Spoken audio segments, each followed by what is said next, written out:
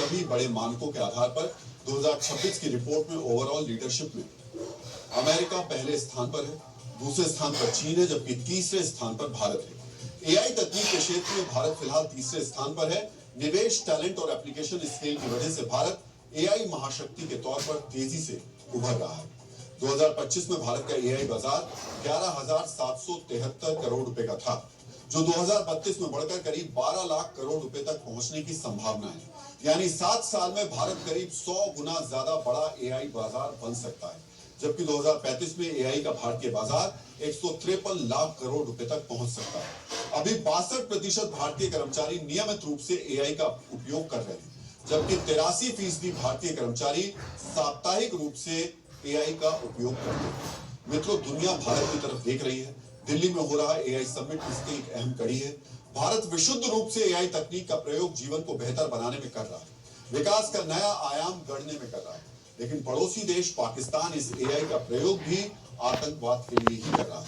पाकिस्तान की national counter terrorism authority खुद मानती है कि आतंकवादी समूह एआई के माध्यम से डीप फेक वीडियो बनाते हैं और ऑनलाइन आतंकवाद को बढ़ावा देते हैं।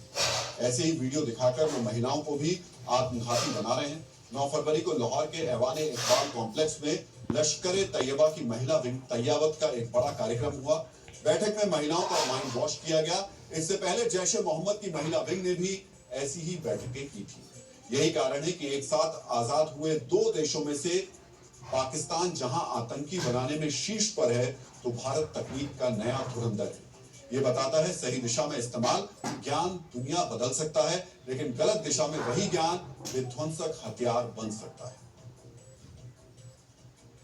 मित्रों, प्रसिद्ध दार्शनिक सेनेका ने कहा है कि अनियंत्रित महत्वाकांक्षा कभी रुकती नहीं है, यह विनाशकारी हो सकती है। महत्व की ऐसी ही अनियंत्रित आकांक्षा माफिया सरगना मुख्तार अंसारी के परिवार पर भारी पड़ रही है। जिस मुख्तार के खौफ के सामने कोई आवाज नहीं उठती थी, जो मुख्तार पूर्वांचल में दूसरों के झगड़े सुलझाया करता था, उसी मुख्तार के घर का झगड़ा आज सोशल मीडिया पर चर्चा का विषय बना है। यानी मुख्तार के परिवार में ही बगावत छिड़ गई।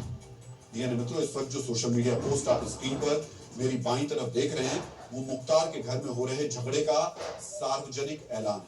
ये पोस्ट लिखी है मोहम्मदाबाद से विधायक शोएब मन्नू अंसारी के बड़े भाई सलमान अंसारी ने।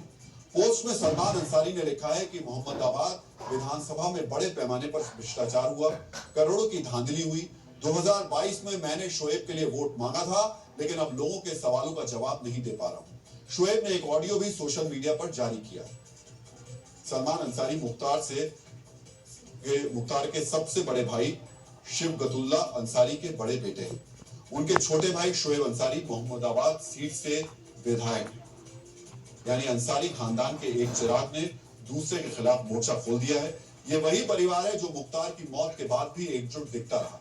ये वही परिवार है जो प्रशासनिक और कानूनी एक्शन के बाद भी एकजुटता का प्रदर्शन करता रहा। फिर अब ये मनभेद और विवाद क्यों हो रहा है? मित्रों, प्रसिद्ध विद्वान निकोलो मैकियावेली ने कहा था कि महत्वाकांक्षा हृदय का शक्तिशाली जुनून है। महत्वाकांक्षी व्यक्ति जितनी ऊंचाई पर पहुंचे, वो कभी संतुष्ट नहीं हो सकता है। अंसारी परिवार में बगावत के पीछे महत्वाकांक्षा है। मुख्तार का बेटा विधायक है, सलमान का छोटा भाई भी विधायक है, अफजाल अंसारी सांसद हैं। अगले साल विधानसभा चुनाव होने हैं। ऐसे में सलमान अंसारी की राजनीतिक ख्वाहिश भी आसमान छू रही है। मोहम्मदाबाद सीट अंसारी परिवार के लिए सेफ सीट मानी जाती है। सलमान इसी सीट से चुनाव लड़ना चाहते हैं, इसीलिए उन्होंने अपने भाई के खिलाफ ही मोर्चा खोल दिया है। फिलहाल इस विवाद पर अफजाल अंसारी या अंसारी परिवार के किसी दूसरे सदस्य ने कोई टिप्पणी नहीं की है। चंद साल पहले पूर्वांचल में कहा जाता था कि फाटक यानी मुख्तार के दरवाजे पर सबका झगड़ा सुलझता है। आज उसी परिवार का झगड़ा सोशल मीडिया पर आ गया है। और अब हम जिस खबर का विश्लेषण करने वाले हैं, उसे आप बहुत ही